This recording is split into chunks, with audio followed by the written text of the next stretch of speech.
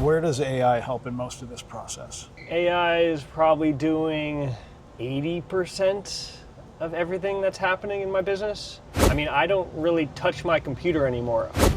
Today I interview Eric White. Eric owns a remote business helping business brokers get in front of more business owners, and 80% of the business is run by AI now. But is this business creating freedom for Eric, or is it just another job with better software? Today we break down how the business operates, where AI actually helps, and if this business can one day run without the owner present. Eric, tell us about Dispatch AI agents. Who is your customer, and what do you do for them? Yeah, so it started with just any business owners for B2B, but we are mainly focused right now on business brokers and M&A advisors. What's the value proposition? What are you doing for them? Lead generation, we're helping them find their target business owners in whatever area and whatever preference or criteria that they have. We can find them, do deep research on them, and send personalized messages on their behalf to them and to warm up conversations. I see. So I'm a business broker. You reach out to me. I don't want to send cold emails myself. That's where you help out. And what drove you to start this business? Well, I was in commercial real estate in 2011, cold calling at Marcus Millichap, doing lead generation myself. Did that for 5 years, started my own real estate brokerage, but my real passion from the beginning was technology. And then once I saw AI starting to develop, I knew that's where I wanted to be. And then it was just finding what use cases AI could do, and I saw that it could find people and it could write personal messages, so I just merged my two lives together to do the lead generation using AI. And what did the early days look like before this business actually worked? Like, how were you struggling? It's been a roller coaster, to say the least. I mean, just the start of it. I mean, it took a few years of building it before I really got something that actually could be profitable or make money. You know, I started with one idea, which was miss call. When a business owner would miss a call, AI would text that person back. Started there, and that was late 2023. And that didn't quite work. And then I pivoted to doing LinkedIn lead generation and Instagram, and sort of made my way to email. What almost killed your business, and what did you do to save it? Well, I was building it while I had to have a job. So I was building it simultaneously while working a real estate job. And so, you know, I had that as a base until I got it to a certain point, and then I made the leap. And then it was a scary moment because we still didn't have much capital. It was a wild ride there, getting the income stable. And was there a moment where you thought about quitting? Oh no, now this is like who I am as a person. It's just, I'm gonna keep going until it's as big as it can be.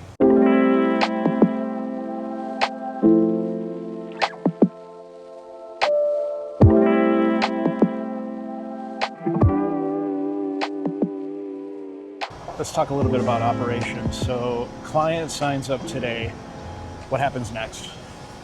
Like, let's say me, the business broker, I just said, yes, let's do this. Which means you sign the agreement, you paid, and then from there you get an onboarding document. Okay. Where we learn all about your business, you, who you want to target in specifically with all criteria, a little bit of your voice, and then we find the first 25 prospects and do the messaging, which you get to review and just determine if these fit who you want to find, and we dial those in together. And then once that's set up, we build out your account and start sending the messages. Okay, now when you say you get a little bit of my voice, does that mean I send you like just some examples of how I write? Yeah. How do you figure out who to email? What makes someone a good target to receive an email from on my behalf? Well, typically you know who you want to target, whether it's HVAC owners or manufacturers.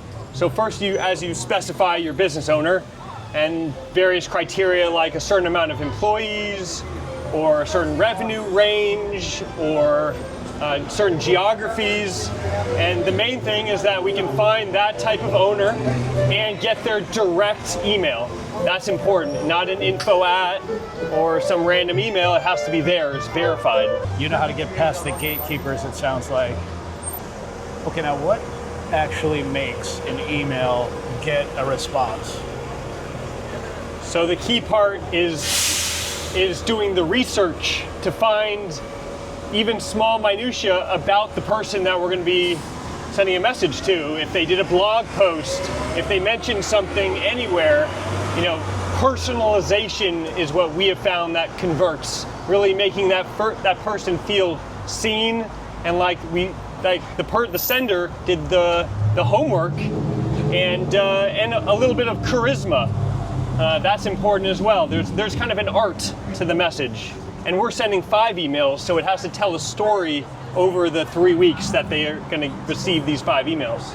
Okay, I can confirm that works with your company because you sent me an email, and usually I just skip right over anyone I don't know, but it looked like you had pulled some things from my LinkedIn profile, and the way it was written, something about it caught my attention. So I did click it, I did open it, and here we are now doing an interview.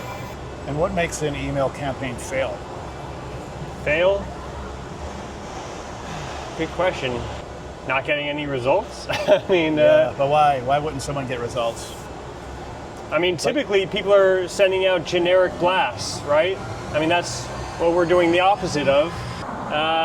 When someone stops doing the campaign because they have unrealistic expectations, thinking that it's going to get a listing within the first few weeks or first month or 2 months even. Sometimes it just takes longer.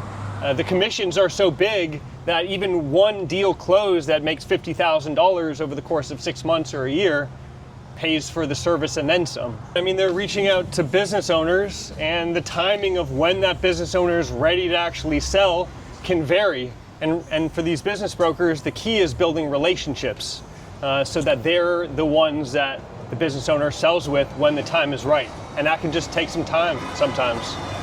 What makes an email land in a spam folder, and how do you keep emails out of it? Yeah, so we use a custom sending domain to protect our client's main email inbox. And we do all the warm-up techniques with our domains that we're building. I actually have a team member who handles that piece. I'm not the technical end, but we make sure we do all the proper protocols. And it helps having the personalized emails to avoid kind of that blanket spam, same message. That helps as well. I see. So email warm-up meeting, there's a system of email servers that sort of send emails back and forth to each other to make it look like an email address is realistic and not just set up to go ahead and spam a bunch of people. Right. Why does your agency work when so many other email outreach agencies fail? Well, the key to what me and my team have built is being able to do the deep research, finding the right prospects, and doing the personalized messaging all together at scale. And then also is that most people can't handle how many the turnover of how many meetings you'd have to go on to get the yes and get the whole thing going. It's very challenging. Where does AI help in most of this process? At this point, AI is probably doing 80% of everything that's happening in my business. I mean, I don't really touch my computer anymore. I'm just talking to AI, and it's handling everything else from putting together my demos, doing the actual process, doing the meetings with my clients. I'm doing nothing at this point. I even have scripts for talking to my clients. The AI is actually the one talking to them through me. Wait, can you unpack that a little bit more? The AI is talking to me through you.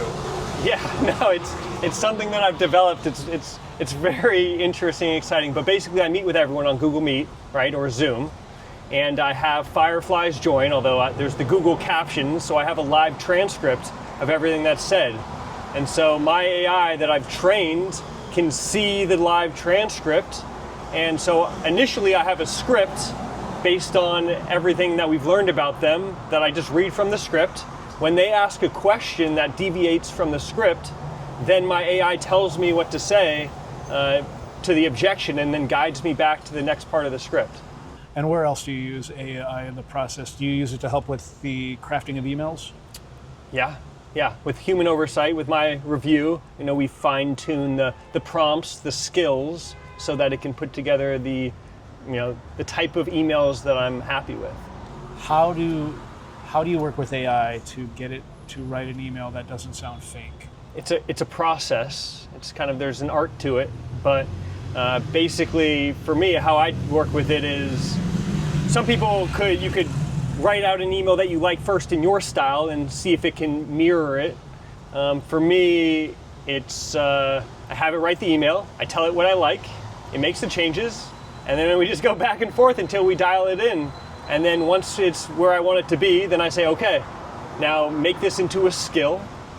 And then from there, I test out that skill on a different writing style. If it doesn't do it, then we just go through that iteration process, just like teaching a human, to get it dialed in. And where does AI still get it wrong? Where does a human actually have to correct it? Man, it changes over time. The new model Fable that just came out this week is the next level up, where it requires less corrections. I mean, there's still the back and forth where we're working together. It's a synergistic. So it's not automated. It's us together. What numbers do you need to check every month to make sure that the business is doing okay? I'm monitoring our retention rate of our customers and who's potentially not going to continue. I'm monitoring how many new clients are going to be joining. So retention rate, that's related to another one called churn rate, right? So basically, I'm a business broker. I sign up to you for a monthly subscription, I take it, Yeah. And then retention rate is basically how many months I stay? Yeah. Okay. And just getting a sense of who's going to turn over the next month, so I can determine what my gross income is going to be, and then of course what my expenses are and what my net income is going to be, is what ultimately pays the bills. What are your expenses like? $2,000 in AI costs and subscriptions. Per month? Yeah, per month. Just brought on someone who we're paying approximately $3,000 a month to. What's that person do? What's he do? Yeah. He's managing AI agents that I've trained him how to manage for me. Okay. He's overseeing AI agents and he's helping with client retention and improving our service in various ways, weekly reports type stuff. We just brought him on, and he's going to be staying with us. So, we'll see how it develops. I mean, I have no problem as he continues to contribute, giving him some equity at some point. We have about $5,000 or $6,000 in expenses. And how many founders are there in the business? I'm the main majority founder, and I have one business partner who joined in August, and has equity as well. So what hidden costs would a new business owner likely overlook if they were starting an email outreach agency? I think the main thing that sort of rocked me a little bit was as we were building and dialing in the whole thing, the retention rate, that I thought we would be able to retain people longer, and we had a fair amount of churn at the beginning because we weren't dialed in with our service. So that caught me off guard for sure. And if someone wanted to start an email outreach agency tomorrow, what are some pitfalls they should look out for? It's not easy. It's hard work. It's nonstop work to do it right and properly. When I started, like I mentioned, I had a job. So there's only so much bandwidth and time in the day. And there are so many pieces to the business that it's overwhelming to be able to do everything to the level you need to do it to actually make it work. and that's I had a full-time other partner and me doing this, and we still, it was a lot of work. It was challenging. What's the first thing that breaks if you decide to take a month off? Well, sales is a delayed process where if you stop prospecting, then your sales are going to hit a hole. And we had that issue while we had to build the infrastructure and the system. We couldn't keep selling, so I took a month off of doing sales, and it hurt when we had some turnover, and then we didn't have new people to fill those spots. You have to build the plane as you're flying it, as the saying goes, right? Okay. And what's next for Dispatch AI agents? Yeah, so what I really see myself as is an AI guy who, for business owners and business people, to basically manage the AI for them. Most people don't want to deal with AI, and so I can run it properly for them. And so the next service is managing their whole business so that all they're focused on is the relationship piece and talking to the person, and I'm handling everything else for them. And where can people reach you? I'll put a link to your website in the description of the video. Can they find you on social media as well? Right now it's just the website and my cell phone, which I have open to anyone, which is 310-383-1992.